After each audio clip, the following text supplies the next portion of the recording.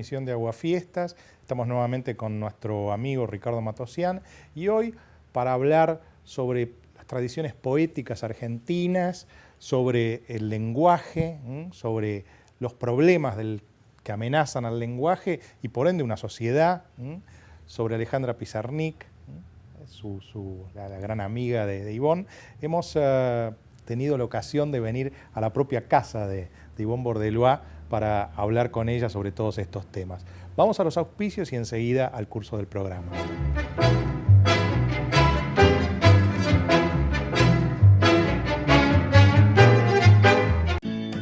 Créditos hipotecarios Ciudad Social del Banco Ciudad, para que puedas tener tu casa con un ingreso menor al que te piden los demás bancos.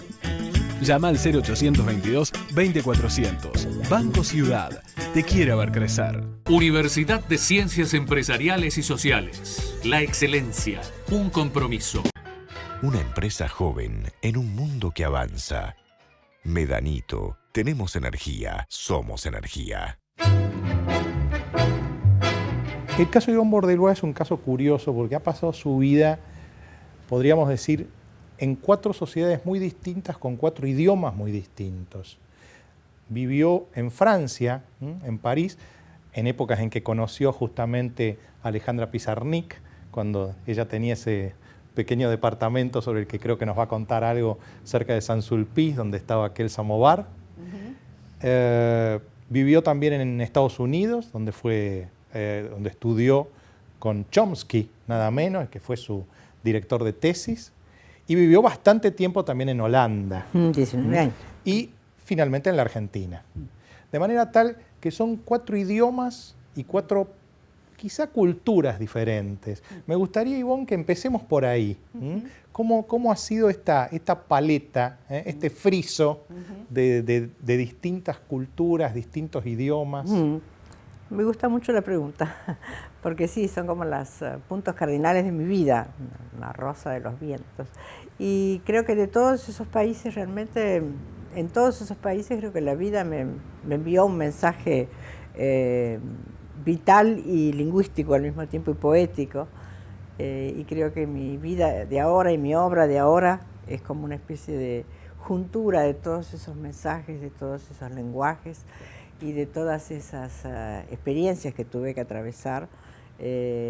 Cuando yo voy a Francia, voy por mi cuenta, por mi propia voluntad, pero cuando voy a Estados Unidos voy porque ha llegado Onganía, que dispersa nuestra universidad, y entonces me quedo 7 años en Cambridge, y ahí recibo el impacto del inglés y de la tradición inglesa y la cultura y la poética inglesa. Y luego en Holanda son 19 años de cultura holandesa, cultura calvinista. Ahí conociste un gran amigo común, sí, a Raúl Rossetti. A Raúl Rossetti, a quien he querido mucho. Pero yo me hice mucho más amiga de Raúl en realidad en Buenos Aires, pero lo conocía desde Ámsterdam. Y bueno, naturalmente Buenos Aires, que ha sido, digamos, el marco de todo esto, antes y después. Y que fue un regreso muy bueno en el sentido de que es muy diferente vivir siempre en un país o regresar a un país con todas estas otras raíces aéreas, digamos, que se han insertado en tu alma. Ahora, en procesos de aculturación, porque estabas muchos años hablando en otro idioma. Claro. ¿Cómo se producía? Bueno, francés me venía ya de casa, y entonces para mí ir a París y estuve como 4 años en París, primera vez 1 año y después la otra vez casi 3 años. A mí la inmersión en el francés me resultó muy natural, es un idioma que yo quiero mucho, que leo mucho, y estando con Alejandra Pizarnik también tuve otra visión del francés desde otro ángulo, digamos, porque ella tenía una lectura muy especial de los poetas franceses y sobre todo de los surrealistas, y eso fue muy afortunado para mí, ver al francés en toda su maravillosa capacidad de expansión. Por ejemplo, yo me acuerdo de haber asistido a los caprichos de Mariana con Gerard Philippe en el TNP, el Teatro National Populaire. Me acuerdo lo que era escuchar ese francés maravilloso, escucharlo a Sartre hablando en francés, a Simone de Beauvoir, a Yves Bonfoy. Es decir, pensar que tu última pelea con Alejandra fue por Bonfoy. Por Bonfoy. Pero, digamos, fue una especie, ir a Raymond Aron, a las clases de Raymond Aron o de Van Beniste en la Sorbona, fue un lujo extraordinario. Creo que París era una fiesta. París fue una fiesta extraordinaria para mí. Aunque ya no era la París de Hemingway, pero era una París posterior, pero ¿no? Maravillosa. Y luego después en Inglaterra, en Estados Unidos también tuve la oportunidad de asistir a lo que fue esa eclosión maravillosa del 68 con las tres grandes protestas, la protesta negra, la protesta estudiantil, la protesta de las mujeres. Y en particular del lado de la protesta de las mujeres, conocer de cerca a poetas como Adrienne Rich, que eran realmente, digamos, la cresta de la ola y de la conciencia del lenguaje, porque era gente que escribía maravillosamente bien. Y entonces, bueno, en esa doble vertiente mía, científica y poética. Científica como lingüista. Como lingüista y poética también, yo creo que ahí asimilé mucho. Holanda fue difícil porque yo nunca me llevé bien con el holandés, nunca lo hablé bien. Así que estuve un poco como alejada. Pero ellos hablan mucho inglés. Pero ellos son muy cosmopolitas, así que yo manejaba el holandés, naturalmente, rudimentariamente, pero tenía que manejarlo. Pero además había mucho inglés, había mucho español, porque Holanda fue sumamente generosa en recibir a los refugiados de las dictaduras militares latinoamericanas. ¿Vos no te animaste a escribir poesía mientras Alejandra estaba viva? No, siempre escribí, lo que no me animé fue a publicar, eso sí, porque siempre ella me deslumbró mucho, después me di cuenta Era como una presencia incandescente. Sí, además que yo me sentía completamente, después con el tiempo me he dado cuenta que yo tenía otra beta, otra música, y que esa música también tenía su legitimidad, además ella fue muy generosa y siempre como me estimuló a que yo escribiera poemas, etcétera, conocía mis poemas. 3 de estos destinos, Buenos Aires naturalmente, Estados Unidos y Francia, unen la figura de Alejandra Pizarnik de algún modo. Buenos Aires naturalmente. Sí. Francia porque la conociste y me gustaría que contaras la anécdota de cuando la conociste, Alejandra, en París. Sí. Y Estados Unidos porque ella en algún momento casi te amenazaba con irte a visitar allá y vos lo sentías como una verdadera intimidación. Sí, era difícil, sí. Fue una situación difícil esa, porque Alejandra tenía una especie de patética y conmovedora y inhabilidad para entenderse con los detalles prácticos del mundo, y no sabía inglés fluyentemente, y yo iba a tener que actuar de intérprete, secretaria y niñera, porque realmente era el caso. Era como una enorme poeta que era en las cosas prácticas una niña de 9 años. Sí, era terrible. Y ella se anunció para visitarme en Estados Unidos justamente cuando yo estaba preparando los exámenes, los llamados generals, que son de terror. En el MIT. En el MIT, nada menos. Y entonces que ella llegara justo en ese momento, realmente me partía por el eje. Y después, por suerte, ella en llegada allá a New York se aterra con Estados Unidos, que no podía ser más, digamos, divergente de su estética, la vida de New York y todo lo que ocurría en ese momento. No era pop, Alejandra. No, para nada. Y se va directamente ¿cómo se llama? A París y no llega a Boston. Y ahí está la anécdota volviendo como en un flashback a París cuando la conociste. Sí, ahí fue porque una tía mía, una de las hermanas menores, mi padre tenía un familión, eran 11 hermanos, y una de las menores era Lucía, que era una excelente soprano, y que fue de las tías mías, de todas las presencias familiares, bueno, junto con mi padre, la que más me embarcó en el mundo de la poesía. Yo entré en Rilke, por ejemplo, gracias a los libros de Lulú, y ella no solamente era gran música, era amiga de Guastavino, de todo ese grupo. Ella, por ejemplo, cantaba Debussy, Ravel, tenía un repertorio muy exquisito, nos queríamos mucho y ella me había como orientado espiritualmente y estéticamente. Y cuando yo llego a París con una beca del gobierno francés en el año 60, Lulú también estaba allí porque Lulú había ido a retomar su contacto con Madame Bathory, que era una gran cantante que había vivido mucho tiempo en Buenos Aires. Y entonces coincidimos en París con Lulú y Lulú me dice, te quiero presentar a una muchacha que escribe, poeta, y que te puede interesar. Yo no la conocía, Alejandra era muy joven en ese momento, tenía 2 o 3 libros de los primerizos de ella que ella nunca recogió en su propia selección de poética. Y entonces nos encontramos en un restaurancito del Boulevard del Boulmiche, del San Michel, Y Alejandra apareció como disfrazada de camionera, con un lenguaje de una obscenidad feroz y haciendo alarde de una especie de lunfardismo poético, no sé cómo describir su habla, que era tan especial, y claramente destinada a chocarme a mí, que yo era una niña becaria, que había ido a estudiar en la Sorbonne, lingüística, etcétera. Intentaba jugar de rea. Sí, ella jugaba de rea y yo también a mi manera jugaba de niña bien, porque vamos a negarlo, yo estaba en otra corriente de... Ahora, yo ya tenía naturalmente mis escarceos literarios, yo lo había publicado acá, había publicado en Eudeva, no trabajaba en Sur, sino que tenía contactos, había publicado unos cuantos artículos en Sur, era muy amiga de Pepe Bianco, etcétera. Bueno, tenía así mi costado literario, pero todo, digamos, enmarcado en algo más o menos así normal, entre comillas, y no había tenido ningún contacto con esta especie de ferocidad literaria que encarnaba. ¿Pero era afectada a los fines de la presentación, de la introducción? No, yo creo que ella lo hizo un poco, fue provocante. Una sobreactuación Quería ver provocadora. si ella me podía descolocar, una cosa así. Y a mí me causó, ella era menor que yo además, ¿no? A mí me causó un poco de gracia porque era un poco demasiado evidente el juego ese de querer descolocarme. Y Lulú se divertía mucho porque era mucho mayor y se daba cuenta un poco de este juego. Pero lo interesante fue que a través de todas estas escarceos raros que organizamos, yo me di cuenta enseguida realmente, que Alejandra sabía más que yo, que entendía de literatura y de poesía y que estaba metida en una beta de la poesía que a mí me interesaba muchísimo y que ella representaba mucho mejor que yo. En muchos de tus libros, un tema central es también un tema central de Alejandra, que es el silencio. El silencio, sí. Y me daba cuenta que la poesía de ella estaba como rodeada de un silencio extraordinario, que era el silencio de su propia reflexión sobre el lenguaje, digamos.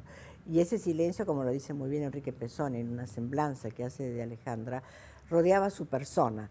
Ella tenía todos estos juegos artificiales, era muy ingeniosa, era muy divertida, todo esto que les cuento estaba rodeado de una especie de humor lúdico muy gracioso, etcétera.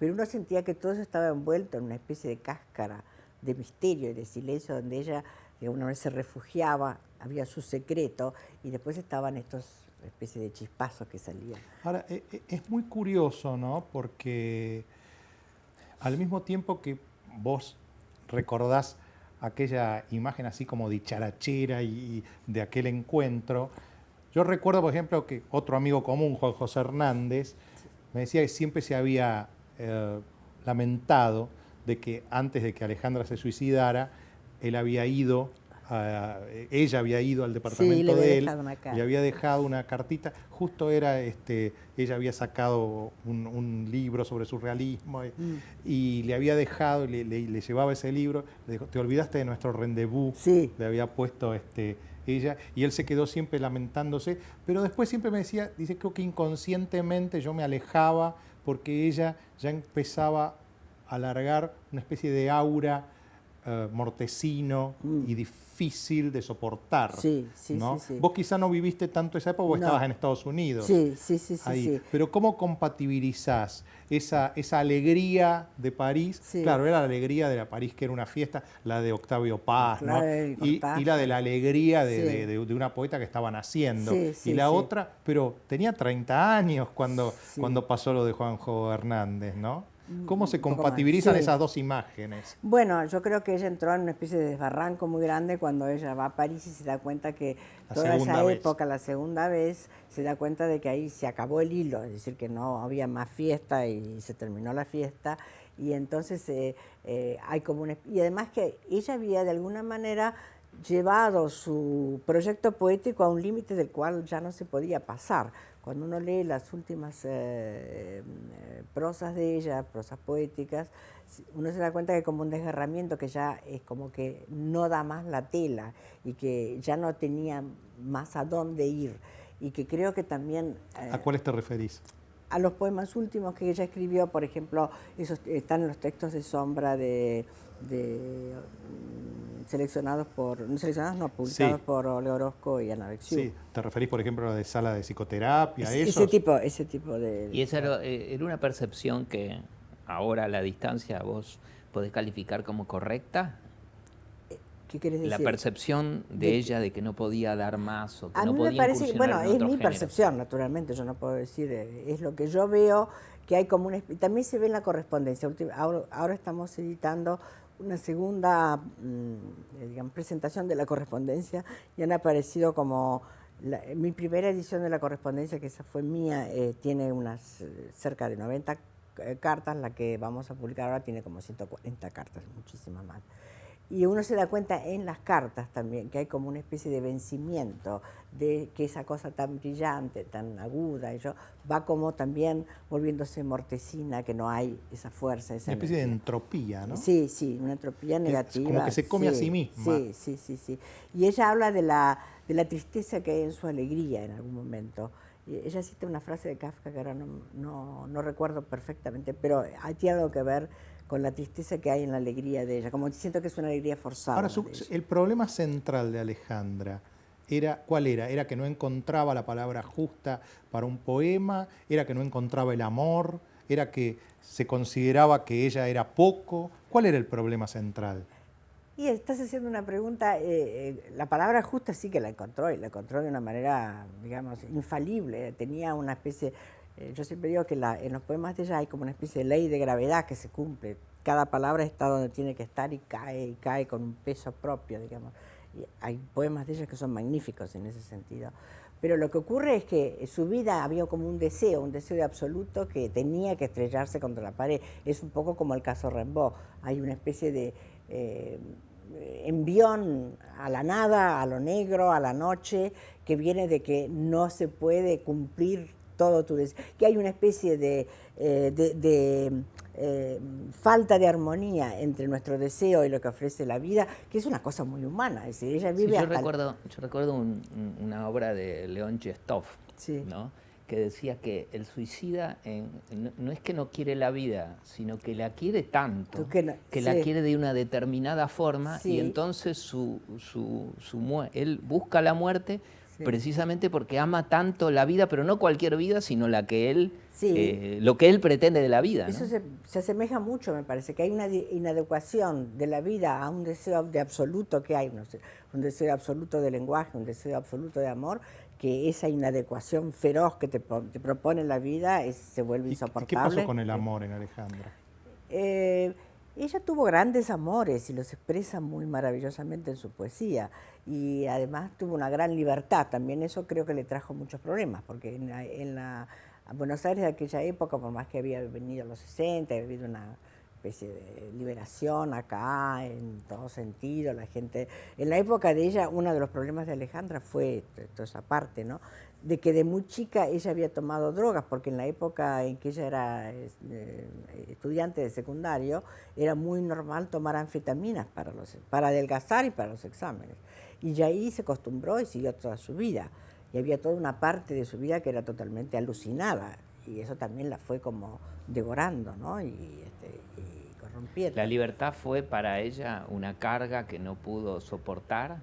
No, al contrario, yo creo que ella quiso explorar toda la gama de las posibles libertades que tenía y no se quiso, digamos, frenar en nada. Lo de ella es una experiencia así de paroxismo sí, total. pero yo recuerdo a algún personaje de Dostoyevski, no me acuerdo cuál, dice que los hombres recorren los pies de otros hombres para poner la carga de la libertad que no pueden soportar sobre sus espaldas. Sí.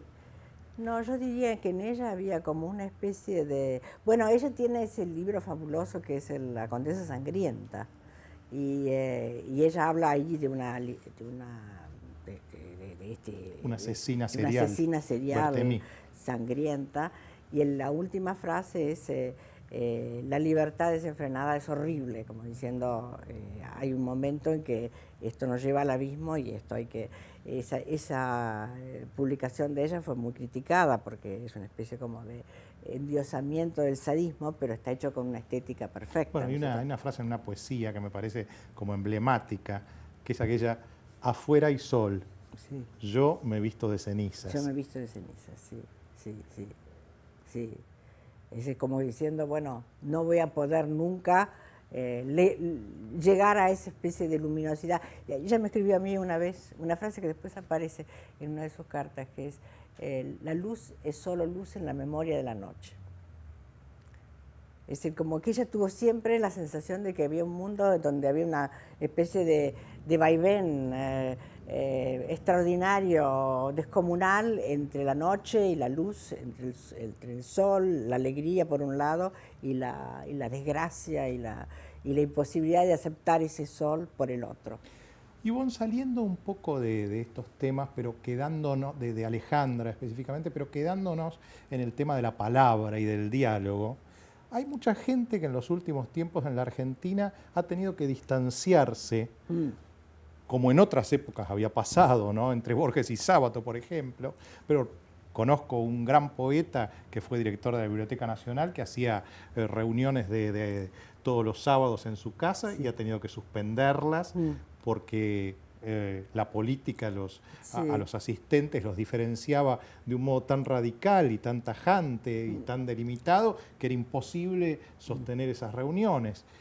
Y vos misma a veces has puesto, cuando reuní gente aquí en tu casa, algún cartel en la puerta de tu casa que dice: aquí no se habla hoy de política. En los últimos tiempos, ¿qué es lo que le pasa a los argentinos en estos últimos tiempos que no pueden dialogar de política? Yo prefiero que no hablemos de esto. Discúlpame, pero ese tema no lo quiero. Es una forma de respuesta. Sí, si quieres sí, pero a mí me supera tanto esa que prefiero no. Ahora, ¿qué les ocurre a los argentinos que en algún momento empezaron en los grandes medios a utilizar un lenguaje procaz de lo que nosotros denominábamos, de acuerdo a nuestra edad, las malas palabras? Ese es otro de los rasgos así del desfonde de la vida, de la convivencia social más que de la vida política, ¿no? A mí me parece que es tan doloroso, no te lo puedo contestar porque a mí me pasa eso y es lo mismo que vos has contado de esta otra persona.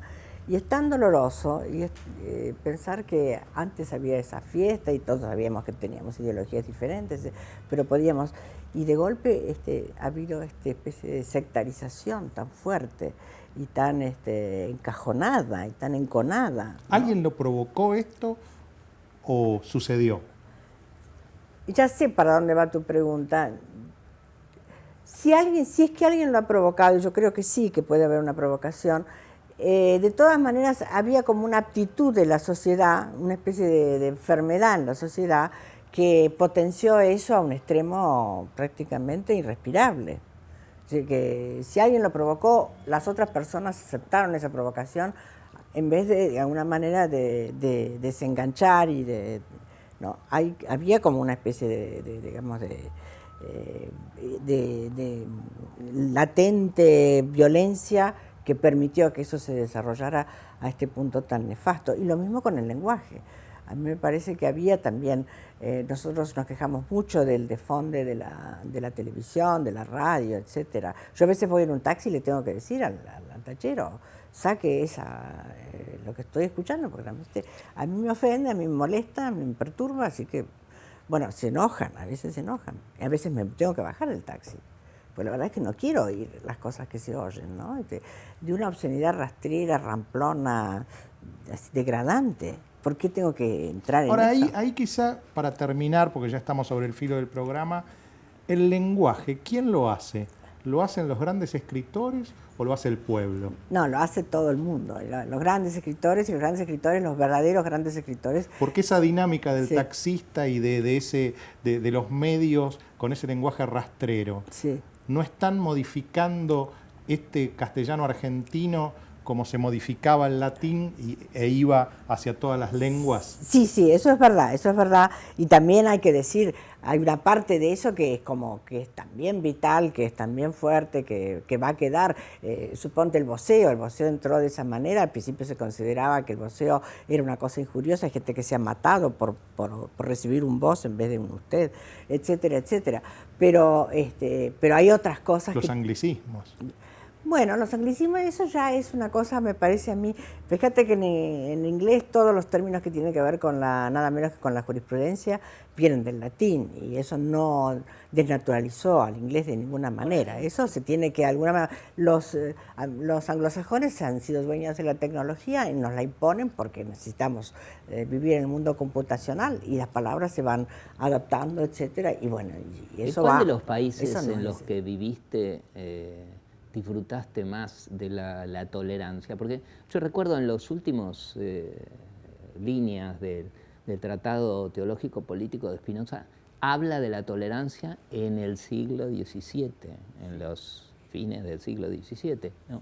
¿En cuál de esos países vos pudiste apreciar mejor la tolerancia entre las ideas, entre los gustos, entre las aficiones de la gente? Bueno, sí, creo que en Holanda, sí.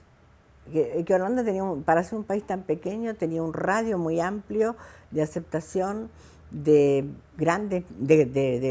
numerosas minorías sumamente diferentes que de alguna manera armonizaban en esa ciudad que es la ciudad de Ámsterdam. No en todas las ciudades, Ámsterdam es un ejemplo, me parece a mí. Pero también tenés que ver que el nivel de violencia a veces de la vida holandesa era muy fuerte.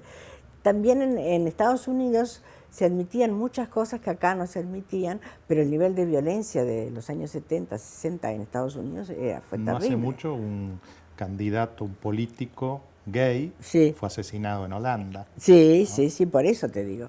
Así que es muy difícil contestar la pregunta si no metes también el factor de la violencia. A veces la tolerancia aparece porque hay una gran violencia y un grupo se da cuenta de que la única manera de soportar esa violencia es creando otro patrón, otro sistema de aceptación, de convivencia social. Bueno, como en una aporía eleática hemos empezado con los 4 puntos cardinales Sí. y hemos vuelto desde Sí. la idea de tolerancia a esto, y me parece un lindo momento para que esto sea el colofón y Sí. agradecerte por habernos recibido en esta casa tan linda y bueno, que esperemos que este programa ayude. Bueno, muchísimas gracias y que también levante el nivel del lenguaje que tanto lo precisamos en los medios. Sí. Muchas gracias, Ivonne. Gracias a Hasta el ustedes. próximo domingo.